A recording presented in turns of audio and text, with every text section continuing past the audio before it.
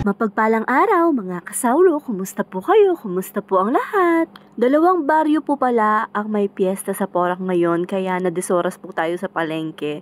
Siguro po maraming namimili tapos si Ate Joy, hinanap pa tayo ng mga chicken breast po. Kagabi pa nag-chat na ako sa kanya na mag-order ako, mga 40 pieces po yung o-orderin ko na chicken breast. At pagkatapos po natin sa palengke, ayan, dito po pala ako bumili ng lettuce dun sa harap ng GT Mall kasi dun po laging fresh yung lettuce niyan. Ilalagay naman po natin yan sa lumpiang sariwa natin na pa-order din natin tomorrow. At pagkatapos po natin sa palengke ay dumaan muna tayo kay Aling Puring para bilhin naman po yung mga iba pa nating mga sangkap na gagamitin. Ganyan po kadami yung gagawin nating chicken roll at chicken fillet ngayong araw po. As you can see po, ang daming manok, no? Nasa 19 kilos po itong gagawin natin na chicken roll at saka chicken fillet.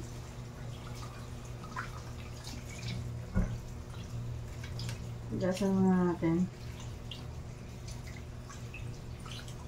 Hinugasan ko po muna ng maigi yan mga kasawlo para mahiwalay natin yung gagawin nating pang chicken fillet at saka chicken roll. Pinili ko po kasi yung pang chicken roll natin kasi kailangan maganda po yung quality ng manok para sa ating pang chicken roll. Para pag i-roll po natin, maganda po yung kakalabasan niya at hindi buka-buka ka yung ating chicken roll pag naiprito na natin. At yung buto naman po pala niyan mga kasawlo at yung kanyang skin, ayan, ang dami ko pong nakuha, no? Sa isang araw po, gagawin natin yung chicharong chicken skin. Ha? At yung ating buto naman po, ilalaga po natin yan. Yan po yung ipangsasahog natin sa ating lumpiang sariwa naman po. Sobrang malasa po niyan. Sobrang ang dami ko pang nakuhang laman po ng manok. At ayan po yung pang chicken roll natin. Ayan naman po yung ating pang chicken fillet.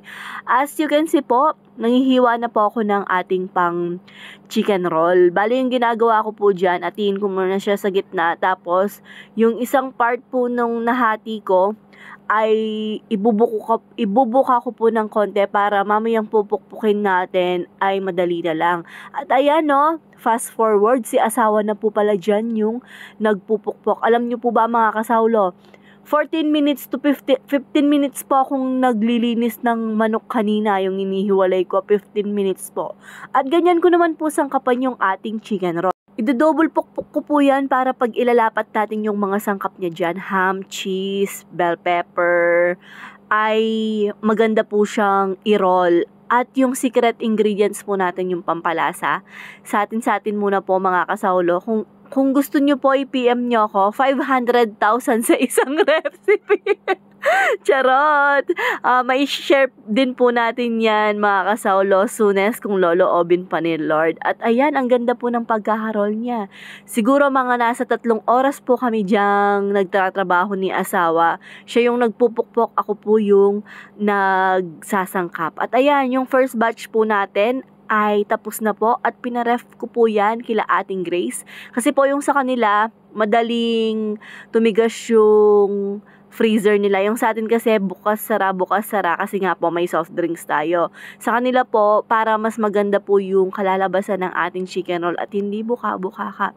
At pagkatapos po, after 3 years, after 3 hours po, ayan, inasikaso ko naman po yung ating pang chicken fillet. Hiniwa ko po yan. Makakapal po yung hiwa natin para sa ating chicken roll at nasangkapan ko na din po yan ng ating secret ingredients din po. Tingnan nyo po, no, ang daming, alam mo yung malasa itsura pa lang at isang batcha po pala yan, isang maliit na batcha po. Katapos ko pong masangkapan yung chicken roll natin, yung chicken fillet, ayan, at nagluto po muna ako ng lunch natin. Very Korean vibes lang po tayo ngayon. Meron tayong jjajangmyeon para kay Raya, yung carbo buldak naman po para sa atin ni Ate Kaisaw at saka kay Yvain kimchi, yung tirang ham sa ating chicken roll, at saka nagpautang po ako ng luncheon meat kay Apong Merce. At pagkatapos po natin kumain, nagpaiglip po na tayo ng konti para may lakas pa tayong manghiwa ng mga gulay po. Hiniwa ko na po yung mga gulay, para sa ating lumpiang sariwa kasi maaga po yung deliver natin bukas ng umaga. At maranon pa din tayong babangon ni asawa. Kami po ni asawa yung magkatulong mamaya para sa ating pa-order. Minarinate ko na po ang lahat-lahat at hiniwa para prito na lang po bukas at malasa yung ating lulutuin. So, ayan mga kasawlo, to be continue po ito kung loloobin pa ni Lord bukas. Hanggang dito na lang po. God bless us all po. Bye!